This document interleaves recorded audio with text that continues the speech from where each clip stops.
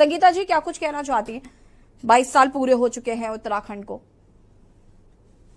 जी, आज 22 वर्ष पूरे हो चुके हैं। मैं आपके चैनल के माध्यम से सभी प्रदेशवासियों को बहुत बहुत शुभकामनाएं देती हूँ। लेकिन फिर मन में वही सवाल उठता है यशी जी कि 22 वर्ष बीत जाने के बाद भी हम खुश हो या फिर दुखी हो, ये दो सवाल मन के आगे खड़े हो जाते हैं। क्योंकि 22 वर्ष होना एक युवा हो जाना प्रदेश का, और जब एक प्रदेश युवा हो गया, आज भी वो अपने पैरों पर खड़ा हुआ दिखाई नहीं दे रहा है, तो बहुत दुख होता है। जिस तरह से शहीदों ने इस राज्य को बनाने के लिए आंदोलन किया, उन्होंने अपनी शहादत दी और उसके बाद हमें उत्तराखंड राज्य मिला। तो बहुत सारी एक परिकल्पनाएं थी कि हमारा राज्य जब अलग बनेगा तो ये ऐसा प्रदेश होगा, पर कोई भी परिकल्पना ऐसी नहीं दिखाई देती जो उत्तराखंड राज्य के लिए देखी गई हो और वो परिपूर्ण हुई हो। जिस तरह से आपने पलायन की बात की, तो 5 लाख से ज्यादा लोग जब छोड़ चुके हैं, और यशी जी 1 लाख से ज्यादा लोग ऐसे हैं जो परमानेंट उत्तराखंड छोड़ चुके हैं, हम हमेशा के लिए उत्तराखंड छोड़ के जा चुके हैं। तो जो मैं तो इसका एक बहुत बड़ा कारण ये भी मानती हूँ कि उत्तराखंड में राजनीतिक अस्थिरता जो रही, हमने 22 वर्ष में लगातार देखा। अगर हम स्थिर रहते तो शायद 4 मुख्यमंत्री होते, पर हमने कितने मुख्यमंत्रियों को देखा। तो लगातार जो राजनीतिक अस्थिरता एक बड़ा कारण रही जो उत्तराखंड को पीछे की ओर उसने ढकेला। और भ्रष्टाचार दूसरा कारण, भ्रष्टाचार जिसने दीमक की तरह उत्तराखंड को खोखला किया।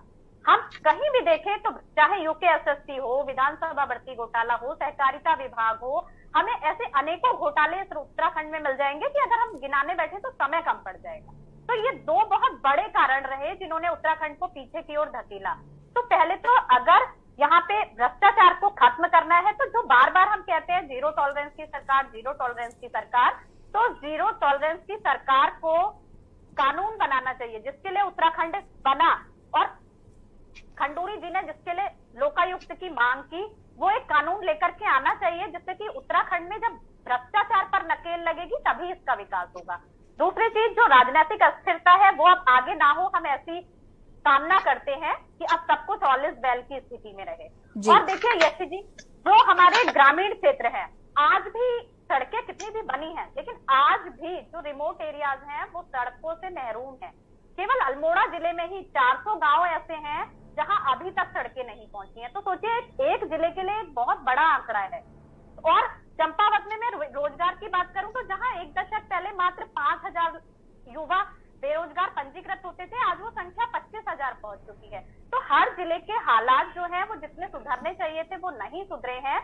तो 22 साल में जो एक उत्तराखंड की परिकल्पना थी, हमने देखा था पढ़ाई, कमाई, दवाई, ये 3 जो मूलभूत सुविधाएं हैं वो जनता तक पहुंचनी चाहिए थी। लेकिन ना उत्तराखंड में पढ़ाई के क्षेत्र में विकास हुआ, ना कमाई के क्षेत्र में विकास हुआ, और ना ही दवाई के क्षेत्र में विकास हुआ। क्योंकि आज भी जो स्थिति मेडिकल के क्षेत्र में होनी चाहिए थी वो अस्पतालों की नहीं है, प्राइवेट अस्पतालों में दिखाना पड़ता है। यहाँ के मंत्री तक खुद अपना इलाज कराने के लिए बाहर जाते हैं। तो क्या स्थिति है उत्तराखंड?